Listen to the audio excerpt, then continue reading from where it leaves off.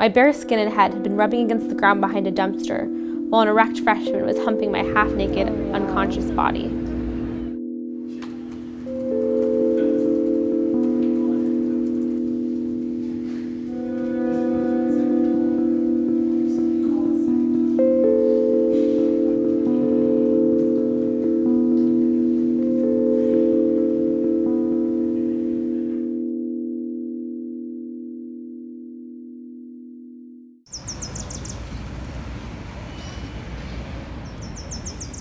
Your Honor, if it is all right, for the majority of this statement, I would like to address the defendant directly.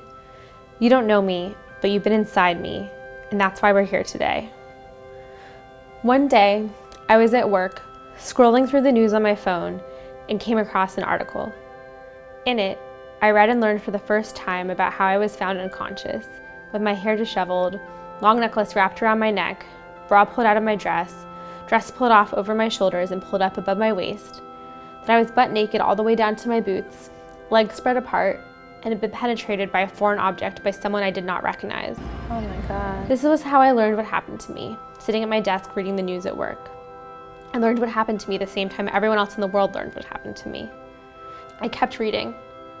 In the next paragraph, I read something that I will never forgive. I read that, according to him, I liked it. I liked it. Again, I do not have words for these feelings. Sometimes I think, if I hadn't gone, then this never would have happened. But then I realized it would have happened, just to somebody else.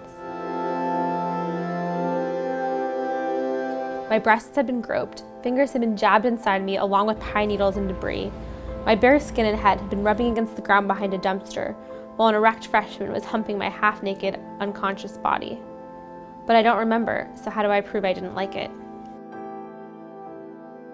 I was not only told that I was assaulted, I was told that because I couldn't remember, I technically could not prove it was unwanted. And that distorted me, damaged me, almost broke me. The sexual assault had been so clear, but instead, here I was at the trial, answering questions like, how old are you? How much do you weigh? What did you have for dinner? Did you drink with dinner? How much do you usually drink? Who dropped you off at this party? What were you wearing? Was your phone on silent when your sister called? Do you remember silencing it? Really, because on page 53, I'd like to point out that you said it was set to ring. You said you were a party animal? Are you serious with your boyfriend? After a physical assault, I was assaulted with questions designed to attack me, to say, see, her facts don't line up. She's out of her mind. She's practically an alcoholic. She probably wanted to hook up. He's like an athlete, right? They were both drunk, whatever. I don't sleep when I think about the way it could have gone if those two guys had never come. What would have happened to me? That's what you'll never have a good answer for. That's what you can't explain, even after a year. He has done irreversible damage to me and my family during the trial, and we have sat silently, listening to him shape the evening. But in the end, his unsupportive statements and his attorney's twisted logic fooled no one. Yeah. The truth won. The truth spoke for itself.